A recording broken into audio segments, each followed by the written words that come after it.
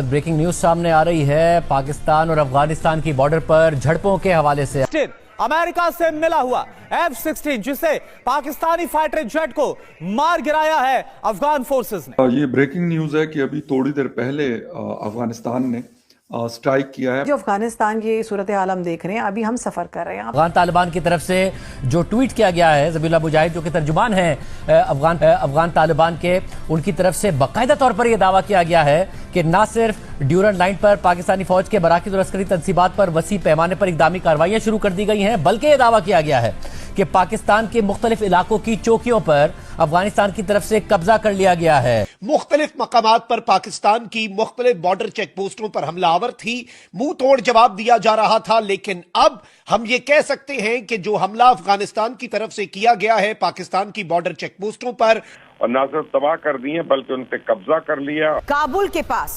Pakistani fighter jet F-16 को मार गिराने का किया गया है दावा।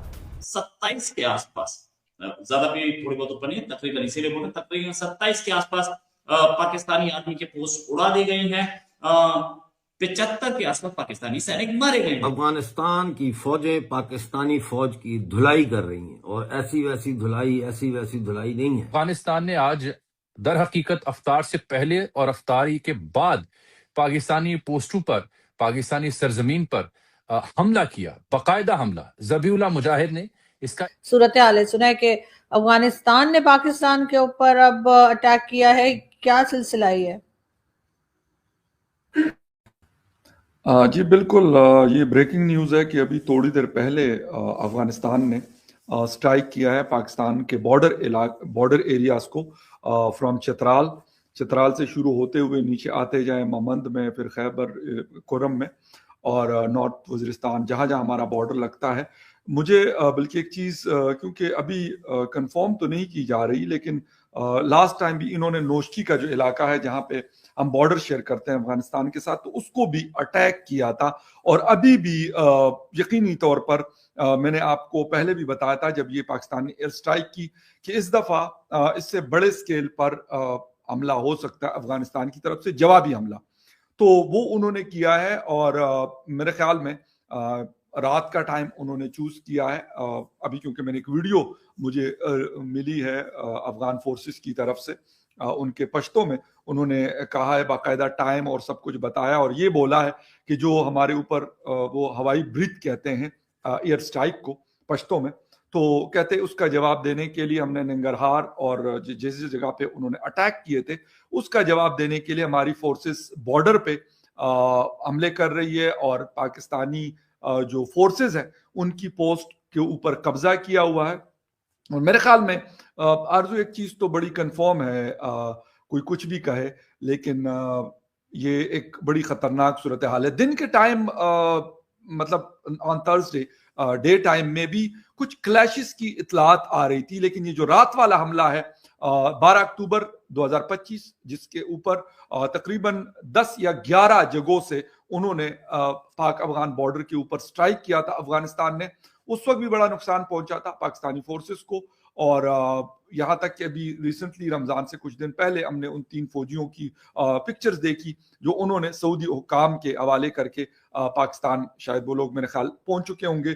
तो इस वक्त पूरी दुनिया में एक तरफ तो ईरान वाला मामला डिस्कस हो रहा है, लेकिन ईरान वाला शायद कुछ थोड़ा सा ठंडा हुआ है। लेकिन अगर आप इस वक्त सोशल मीडिया के ऊपर देख ले या इंटरनेशनल मीडिया को देख ले, तो सबकी टॉप हेडलाइन इस वक्त क्या आ रही है, वो ये आ रही है कि अफगानिस्तान ने पाकिस्तान पर हमला किया है। पाकिस्तान ग्राउंड फोर्सेस का इस्तेमाल भी कर रहा है, इसके साथ साथ Pakistan drones and Pakistan fighter jets का इस्तेमाल भी कर रहा है, जो एक एज हासिल है अफगानिस्तान के ऊपर। लेकिन ग्राउंड पे क्योंकि वो ऐसी जगहों पे हमले करते हैं, चित्राल है, बाजुवड़ है, फिर ममंद है, फिर आप जाते जाएं पूरे अफगान बॉर्डर को, अफगानिस्तान जो बलूचिस्तान का इलाका है वहां पर, लेकिन शदीद झड़पें जो है इस वक्त जारी है। और ऐसा लग रहा है कि जो अक्टूबर 2025 में जो कुछ हमने देखा था उससे ज्यादा ये इसकी जो शिद्दत है इस हमले की वो कहीं ज्यादा है।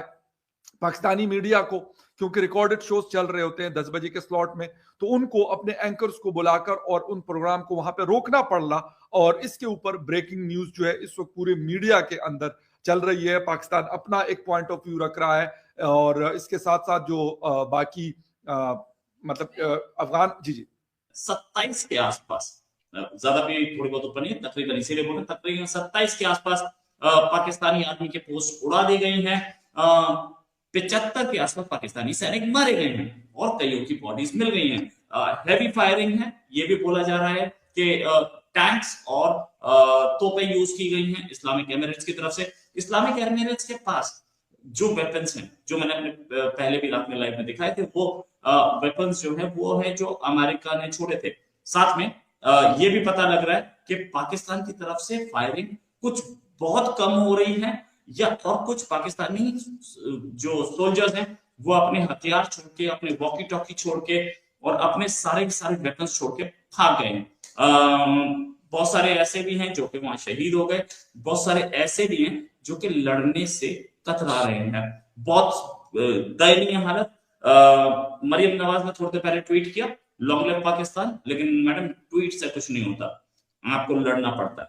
और लड़ने के लिए पाकिस्तानी आर्मी के पास शायद वेपन्स नहीं है उस पोजीशन में। हालांकि इस्लामिक एमिरेट्स बहुत दिन से बोल रहा था कि ये हम करने जा रहे हैं, लेकिन अब तब भी हमें पाकिस्तान को अकल नहीं है या किसी को भी नहीं है। हमारे हाथ में बहुत सारी डिटेल्स भी हैं, हम आपको वो सारी डिटेल्स बताएंगे। हमारे साथ हैं मेजर समरतूर साहब। मेजर समरतूर जो कि उस एरिया से वाकिफ हैं और करंट मतलब जैसे लेटेस्ट वॉर से वाकिफ हैं। मेजर तूर सर, बहुत बहुत स्वागत आपका हमारे शो में। सर एक चीज बताइए कि क्या सिचुएशन, पहली चीज ये इतना एस्केलेशन और पाकिस्तान को भनक भी नहीं लगी थी? देखिए सर, जो अफगानिस्तान का जो इंटेलिजेंस नेटवर्क है, human int, that is very good.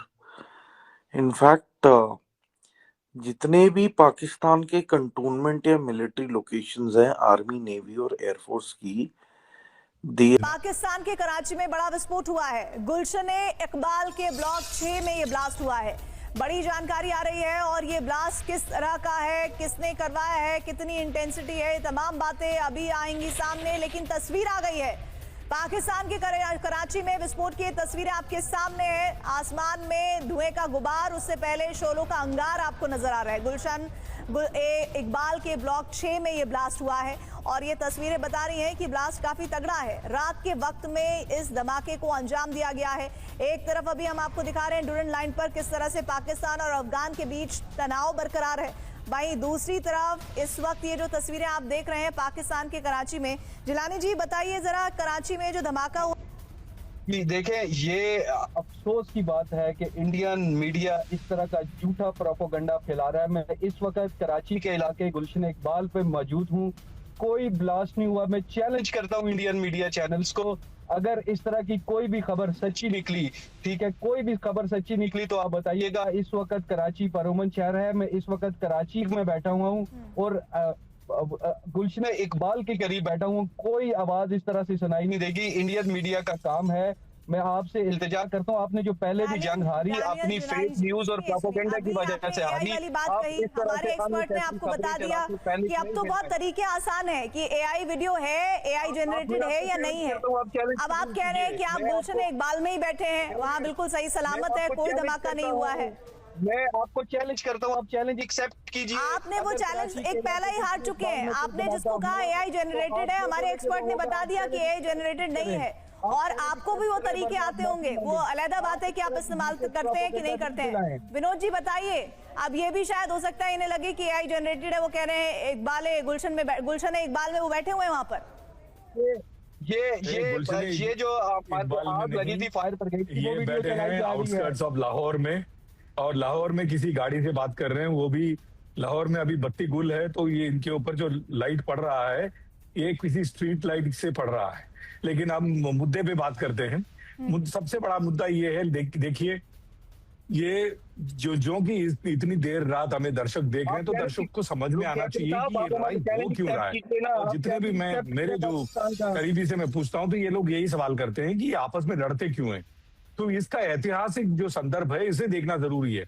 Pakistan और अफगानिस्तान के बीच की जो तनाव है ये जाता है 1890 या 1893 के आसपास, जब दुरंत लाइन जोड़ी गई थी। ब्रिटिश इंडिया ने अफगानिस्तान के बीच खींचा था। क्यों? क्योंकि ब्रिटिश इंडिया के जो सोल्जर्स थे, जब ब्रिटेन के और जो पाकिस्तान और इंडियन तभी अखंड भारत रहा, वो सोल्जर्स बहुत बुरी तरह से आ रहे थे अफगानिस्तान के खिलाफ। तो अफगानिस्तान को अलग करने के लिए इन्होंने दुरंत लाइन खींची थी। वो दुरंत लाइन में कुछ उधर रह गए, कुछ इधर रह गए, जैसे अभी इन्होंने जैन के भी खींची है। उस तरह की लाइन जो है, ये सबसे बड़ा प्रॉब्लम रहा है। अगर आप 1980 के दशक में देखते हैं, 2001 में देखते हैं जब अमेरिकन घुसे थे, अभी 2021 के बाद अब दो चीजें हमें समझना जरूरी है। एक है तहरीके तालिबान पाकिस्तान, जिसको हम टीटीपी कहते हैं, और दूसरा है अफगान तालिबान। ये दोनों के बीच की जो कलेश है, उसका ये रूप हमें देखने मिल रहा है। तो आप देखते हैं टीटीपी को कौन सपोर्ट करता है और अफगान तालिबान को कौन सपोर्ट कर रहा है। लेकिन इसी 100 बात की एक बात मैं आपको कहूं, पाकिस्तान आर्मी और पाकिस्तान एयरफोर्स अफगानिस्तान आर्मी और एयरफोर्स से कहीं गुना ज्यादा ताकतवर है। नंबर्स में उनके पास ज्यादा तादाद हैं, और एयरफोर्स उनकी पाकिस्तान में एयरफोर्स बहुत अच्छी है। तो ये बात हमें भूलना नहीं चाहिए। अगर पाकिस्तान चाहे तो अफगानिस्तान में तबाही मचा सकता है। तबाही ना मचे, उसमें हमें भारत को और बाकी देशों को एकजुट होकर के अफगानिस्तान के ऊपर की तबाही, उनके जो मासूम लोगों की जो कत्लेआम कर रहे हैं हवाई स्ट्राइक में। मेरे साथ एक बड़ी खबर आ रही है, पाकिस्तान पर हमले से जुड़ी हुई है। F-16 जेट को मार गिराने का दावा किया गया है। काबुल के पास मार गिराया गया पाकिस्तानी फाइटर जेट।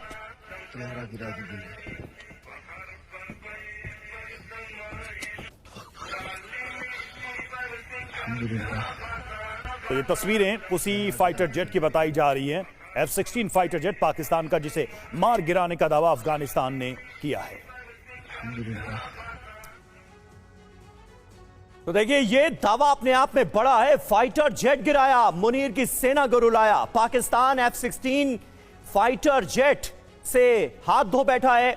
एक फाइटर जेट गिरा दिया है अफगानिस्तान ने। काबुल के पास गिराया गया है ये पाकिस्तानी जेट। ये जानकारी मिल रही है, गिरने के बाद ये पाकिस्तानी जेट जलता नजर आया है। तस्वीरें भी सामने आई। एंटी एयरक्राफ्ट डिफेंस सिस्टम से इसे टारगेट किया गया। ग्राउंड टू एयर मिसाइल से भी किए जा रहे हैं हमले। पाकिस्तान के पास अमेरिकी फाइटर जेट F-16 मौजूद है, और इस वक्त की इस जंग की सबसे ताजा खबर यही है कि अमेरिकी फाइटर जेट F-16 को अफगानिस्तान ने मार गिराया है। हमारे साथ दो खास मेहमान मौजूद हैं। एयर कॉमोडोर अशमिंदर सिंह बहल हमारे साथ मौजूद हैं, और विदेश मामलों के जानकार डॉक्टर संदीप त्रिपाठी भी हमारे साथ मौजूद हैं। बहल साहब, पहला सवाल आपसे। ये तो बहुत बड़ी घटना है, और अफगानिस्तान के लिहाज से अगर देखा जाए तो बहुत बड़ी कामयाबी भी। F-16 मार गिराया अफगानिस्तान ने। समीर, बिल्कुल सही कह रहे हैं आप। अगर आप देखिए, अब जब भी हम हवाई पावर का इस्तेमाल करते हैं तो no war no peace situation से हम सीधा कन्वेंशनल युद्ध में चले जाते हैं।